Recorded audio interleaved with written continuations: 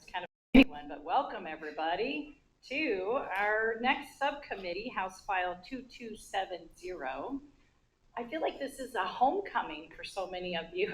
We're seeing a lot of familiar faces in this building lately. So this bill relates to the standards and performance measures for public libraries. It looks like we don't have too big of a crowd, so we're gonna let you speak 2 minutes each. We're gonna take the full half hour. We wanna hear what you have to say. We all know that there are a lot of opinions on this issue, and we need to make some progress with it. We know that we need to find solutions to the concerns that are being brought to the state capitol regarding this issue. So with that, will you do time, Kristen? Will you do time? Okay. We should be able to get everybody in, it looks like. So with that, make sure let's do those that support the bill and then those that oppose the bill, and we'll begin. So please come up to the table and find our microphone.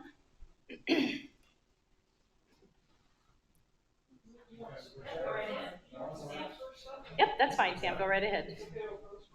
Sure.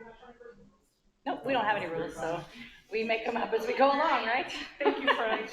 We try not to. So my name is Sam Helmick. I remembered this time. And I am here to speak in opposition of House File 2270. While this bill is framed around library quote-unquote standards, its true impact is an unconstitutional infringement on the rights of public employees. By prohibiting the use of standards from professional organizations, this bill effectively gags library workers, preventing them from adhering to the professional ethics and First Amendment principles that have guided their field, especially since 1938 with the Library Bill of Rights, which was born here in Des Moines. The danger of House File 2270 extends far beyond the library stacks. If the state can strip one group of public servants of their right to follow established professional and ethical standards by labeling those organizations as quote-unquote private, who is next? Could this be used to stop state engineers from following national safety guidelines? Could it prevent public health officials from following medical best practices? This bill creates a mechanism to weaponize state funding against any institution that holds the constitutional values of free speech and assembly over political directives. It sets a precedent that quote-unquote performance is measured not by service to the public, but by compliance with state-mandated silence. I urge you to protect the rights of Iowa's readers and Iowa's workers and the integrity of our public institutions. I will also add, as a fiscal conservative Republican, I am really tired of bills that continue to get litigated. If we're going to waste taxpayer dollars, I'd prefer water slides. This will be litigated because this is a freedom of assembly issue. It was litigated in Georgia when it was tried to be passed 2 years ago. Please vote no on this bill. Somebody in support of the bill?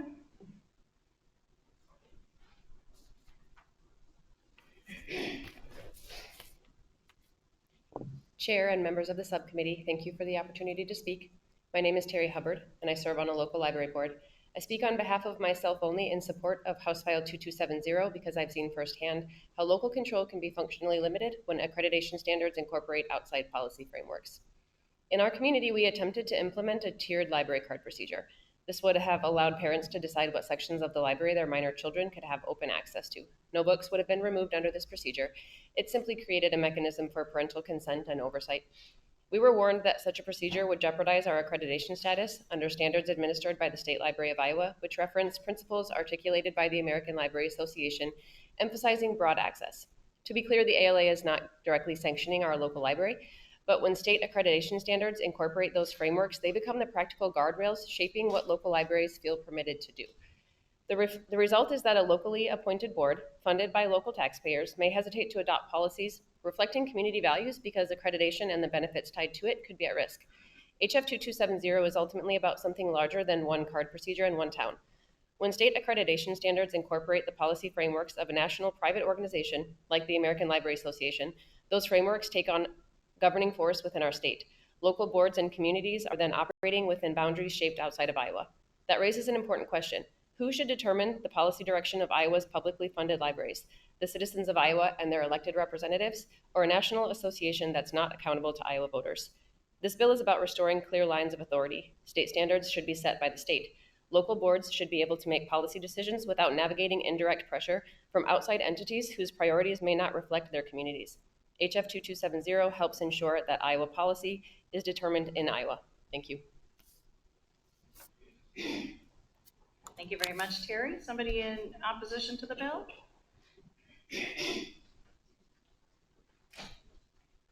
Good afternoon. My name is Dara Schmidt, and I am in opposition to this bill. I'm in opposition to this bill because there is no outside agency that requires us to follow their standards as librarians. I understand that we're talking about this in part of accreditation, but it's not a group. Whether it's the American Library Association, the Iowa Library Association, the Public Library Association, the Urban Libraries Council, all of which I am a personal member of, none of these groups require adherence to any standards. That's not how it works. When we're talking about intellectual freedom, that is a philosophy of librarianship. It is taught in our schools where we get master's degrees in how to work on collection development, how to connect with communities, how to run budgets when dollars are tight. These are things that are true principles of the work that we do and of libraries as a whole. And so this bill is adding an unnecessary step into something that's not really, it's not, I'm not saying this very professionally and I apologize. It doesn't work the way that this bill is presenting. You can't prevent the principles of librarianship from being in your communities by preventing adherence to standards that nobody's making us adhere to. Anyway, so thank you. Thank you very much, Terry. Nathan Arnold, Professional Educators of Iowa. We're registered in favor of the bill. I'll start by noting that we do consider public libraries and school libraries to be very separate discussions. In school libraries, we of course support age appropriateness, whereas in public libraries, free speech and free expression takes on heightened importance. But the reason we're in favor of this bill is the principle of non-delegation. We don't think that government actors should delegate rulemaking or lawmaking authority to any private entities. Now, the state of the non-delegation doctrine is pretty weak when it comes to the idea of legislators delegating almost lawmaking authority to bureaucracies. However, I think we can all agree, and it is clear that we shouldn't be delegating rulemaking or lawmaking authority to groups that are outside of the government. I also read this to not directly restrict the actions of libraries themselves, but the Department of Administrative Services. So that's why we're in favor of this bill. Thank you. Thank you, Nathan. And do we have somebody that would like to speak opposed to the bill?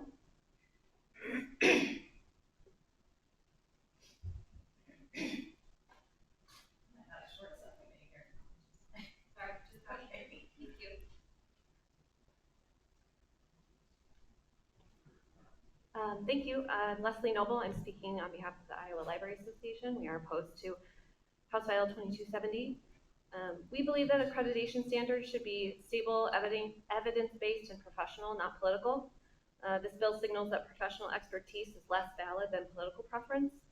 This bill could never negatively affect library budgets due to the loss of Enrich Iowa funds, which would further impact municipal budgets in order to retain service levels. If the state can override professional standards in local governments due to a single conflict, the same approach could be applied to other fields like medicine, architecture, education, and engineering. Libraries should not be punished for upholding professional ethics and standards. Thank you. Real quick, Leslie, you mentioned that you're speaking on behalf of the Iowa Library Association. What is your role with that? I'm on the government. Okay, thank you very much.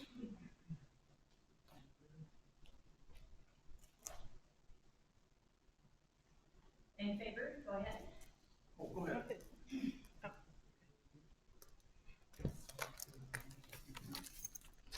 So good afternoon. My name's Anita Fisher, and I represent Protect My Innocence. I want to thank you for House File 2270. This piece of legislation is necessary as under current law, public libraries could be indirectly required to follow standards or policies created by public entities in order to receive state funding. This creates the risk that unelected agencies influence how our taxpayer-funded libraries operate, which easily opens a door for agendas that do not reflect the priorities or needs of Iowa's communities. By requiring that all library standards and quality measures come from state law, this bill will help ensure accountability and transparency and will also guarantee that libraries serve people and not organizations. Thank you for keeping the wants and needs of Iowa's people at the forefront.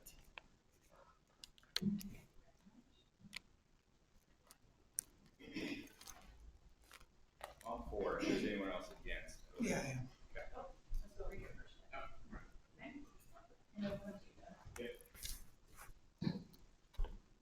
Hi there, I'm Chris Stoner. I'm the director of the Hiawatha Public Library.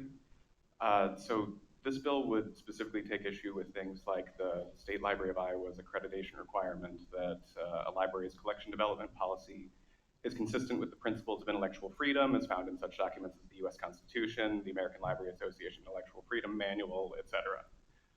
The document that the American Library Association's Intellectual Freedom Manual is based on is the Library Bill of Rights.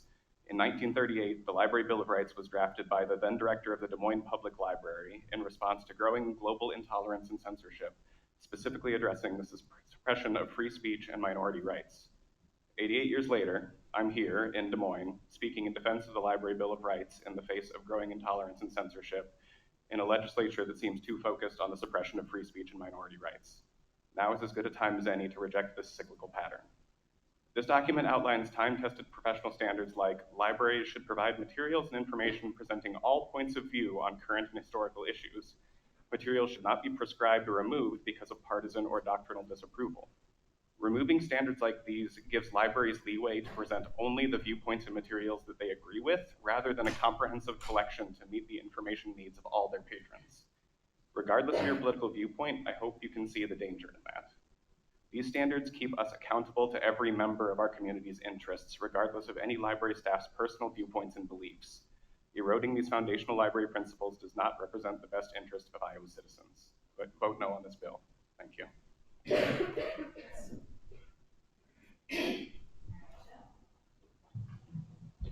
Hey everybody, I'm Jeff Fitz speaking for the Iowa Faith and Freedom Coalition. Thanks for the chance to speak. We support the bill. Should private organizations have overt direct influence on which libraries get public grant dollars and which don't? If that's the question, and it seems like that's the question as we read the bill, if we're understanding it correctly, we would say that private organizations shouldn't dictate or have undue influence on where public money goes. So for that reason, we support the bill. Thank you.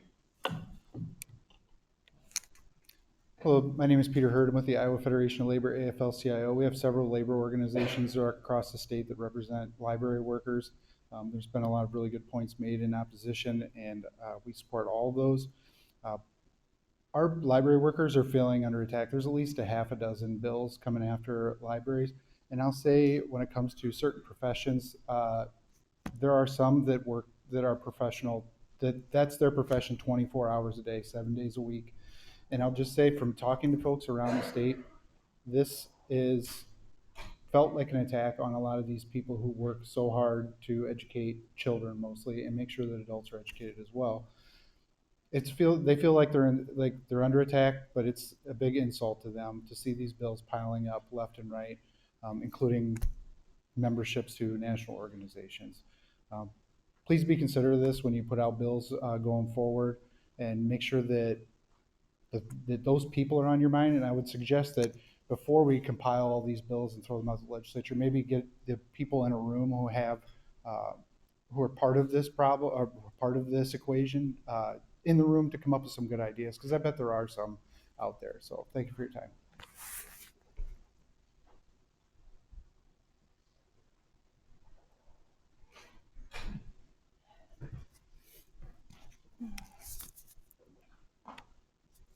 Hi, my name is Michelle Warren. I'm a resident of Iowa, a lifelong resident. I live in Marion County. And I've been actively interested in this library situation for several years. And today I've attended several meetings. And every time I hear grown-ups talking about wages and salaries of adult employees who work in an organization that provides and freely puts out pornography and sexually explicit material in front of our children, and they're more concerned about wages and salaries than they are about the moral development, the ethical development of the most important thing in this planet, which is our children. Right now, I'm inflamed, and every adult should be as well if you really care about our children. And that's all I have to say at this point. Thank you for allowing me to have a voice on behalf of the children. Thank you very much. Do we have anybody else who wants to speak in favor, or in opposition to the bill?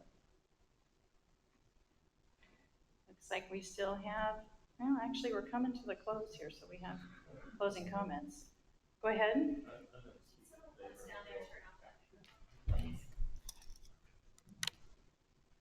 I must admit, I'm John Butler. I live in Pella, Iowa. I'm part of this organization to protect my innocence. And I can't help but notice here that the ALA Library Bill of Rights, and this is off the cuff, okay?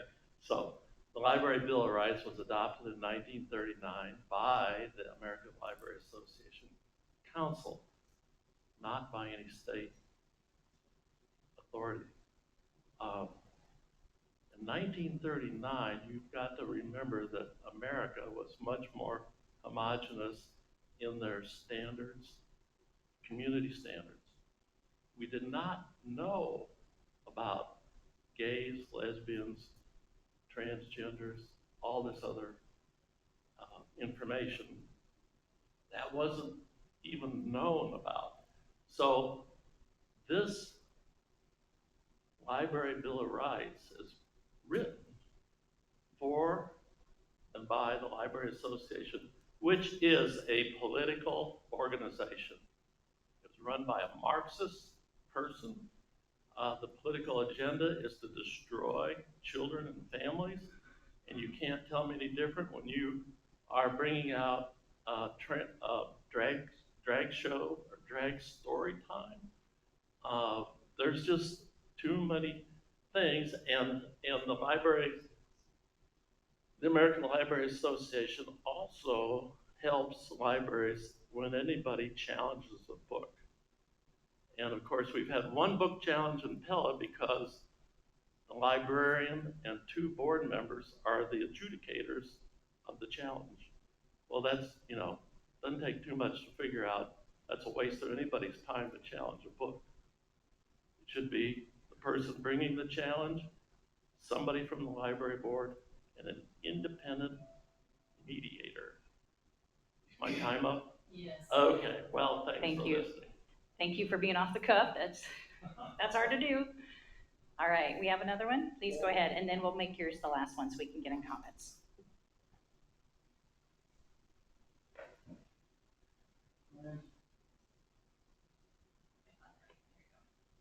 My name is John Warden. I am a patron of the Marshalltown Public Library. I've been to 39 consecutive board meetings, and what I've learned is that the library industry, which includes local libraries, the ALA and the ILA and others, have figured out how to flip autonomy from protecting libraries against politicization to protecting the politicization of libraries. So in those 39 months, I've requested that the library either subscribe or accept free issues of the Epic Times newspaper and the American Rifleman magazine. They refuse to buy subscriptions or allow free subscriptions by generous patrons. My personal experience with the ALA is that when I reported censorship to them by a public library twice, the response was exactly 0. When I talked to the ILA at the suggestion of the public library to, the ILA would explain why the public library made the decisions. It was very obvious that patrons were put second to the libraries by the ILA. So I am certainly in favor of this bill. Thank you. Very good. Thank you so much. All right, let's go ahead, and we have we have 9 minutes left. I do want to hear, and I apologize, I always forget to introduce our members of the committee, so we have Representative Fett and Representative Mattson here. So let's start with you, Representative Mattson, with your comments, your closing comments. Thank you. Madam Chair, would it be okay if I invited Sam back up just to speak briefly on the history of the Bill of Rights coming out of Des Moines in 1938? You want just to replace your time? Can I give her 2 minutes, and I swear my comments would be brief anyway. Thank you. Thank you, friends. Sam Helmick, current president of the American Library Association, 20-year registered and voting Republican, active practicing Christian. Yes, in 1938, Forrest was worried about two things. The first was that we wouldn't keep Mein Kampf on the shelves of the Des Moines Public Library, despite the fact that millions of people would die in Europe for the evil philosophies therein. And he realized then that the presence of an idea is not its endorsement. We have a right to research information. We have a right to give you an array of options so that you as a family can make the choices of what you read independently. Secondly, we wouldn't let German immigrants. Yes, we had a homogenous German, Korean, Japanese, French community here right in the heart of our country, Iowa. And we wouldn't let our German immigrants use meeting rooms because we didn't trust them after World War I. Reconciling doing that wrong, reconciling that the First Amendment means the freedom of speech, the freedom of belief, and the freedom of assembly is the reason that that was written, the reason it has become a core professional value, and why, as a Christian, conservative, lifelong Iowan, I have spent my life defending those principles. Thank you for your time.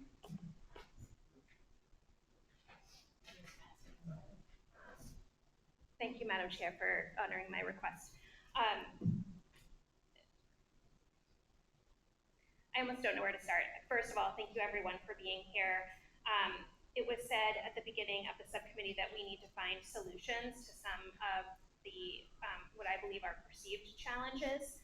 I strongly believe that this bill is a solution in search of a problem that doesn't exist. And just so that I have it correct, was it Dara? Is that correct? Okay. I think Dara said it best with, quite literally, there is no outside agency that requires librarians to follow their standards. That means this bill has no reason for existing, in my opinion. And also, intellectual freedom is a philosophy of librarianship. We've had a lot of conversations in this building about intellectual freedom, and if intellectual freedom is a philosophy of librarianship, which I 100% believe that it is, then everyone in this building should be in support of librarians and their ability to work with the public and make sure that every Iowan has access to voluntary inquiry within the library. Thank you. I will be a strong no on this one. Yes, thank you. I just have a few comments and responses to a few of the people in the room. And so this bill is not in search of a problem that doesn't exist. It's the reason it exists because of the problem. Libraries are accredited under the Iowa Board of Libraries, but voluntarily. If they follow those standards, then they are qualified to receive state funds. Standard 7 outlines that the ALA and the U.S. Constitution should be followed. But the problem, is what we're seeing is in lots of local libraries is people trying to work together with their local libraries to put standards out there to say, if a parent walks in and doesn't want their child to be exposed to explicit material or have parental consent, the librarians are saying, no, sorry, that's against the Bill of Rights, and we will be, the Library Bill of Rights is established by the ALA, that isn't law. And that there's a lot of confusion between the librarians and the parents, and so there's a lot of local discussion on how do we solve this problem. So coming to legislators and saying, what can we do? So in reviewing the standards that we have set in place, editing Standard 7 is a good start to say, if you're going to get state funds, following private organizations that are dictating things that are not wanted in the local community. So thank you for bringing this bill forward, and I look forward to further discussions. Thank you, Representative Fent. Yes, so we clearly know we have a clash of ideas. And I just want to say, I appreciate everybody's wonderful discord in here. This is how a subcommittee should function. You deliver information and your opinions to us. We will take them all and we will move forward from there. And it's quiet in here. I can hear everybody. Thank you. Let's keep this up. This is a good subcommittee. I do want to say, regarding the no outside agencies, yeah, that may be true, Dara. Did I say that right, Dara? Okay, that may be true, but that's not really what this is about. This is about how we require public libraries to be accredited in order to receive state funds. And you're in the state capitol, and we are state legislators, and we have a say in that. That's just the way it is. That's state money, and that's state funds. And so how libraries qualify to be an accredited library to receive those state funds is of concern, and that's why we're here today. Suppression of free speech. I would like to, I'd like to push back on that a little bit, sir. I do not believe that anybody is suppressing free speech here, because people that have brought concerns to us are concerned about children and material presented to children. Now, the state does have a very important vested interest in protecting children. Anything harmful to minors is important to note, and that's on us to take accountability and responsibility for that. In terms of library workers under attack, let me just stress, I would like nobody to take this personal.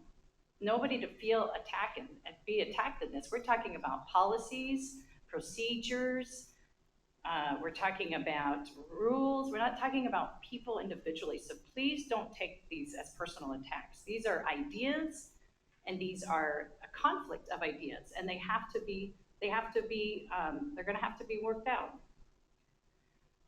So somebody also mentioned local control. We all love local control because it keeps it closest to the people. However, it is apparent that local, when you have a national organization dictating the local control, that's not local control anymore. And that seems to be what I'm hearing on the ground quite a bit. And so that's not necessarily pertinent to this particular language in this bill when it comes to the American Library Association's overall policies. It is and it isn't, because again, we're talking about how libraries get accredited. And that is now following a national organization's standards rather than the state. So what we do know that across the state of Iowa, and for years now, there have been many concerned citizens, many concerned parents. They want to protect their children, they want to protect the young people in their communities. That's the ask. And how that trickles through our accreditation standards right now is what we're asking. So with that, I plan to sign off on the bill, and we're going to continue this conversation. And I appreciate everybody's comments that were submitted online too. I received quite a few comments on that. Just know that we are reading those and we appreciate those. Thank you again for a fabulous subcommittee, and go forth and be blessed.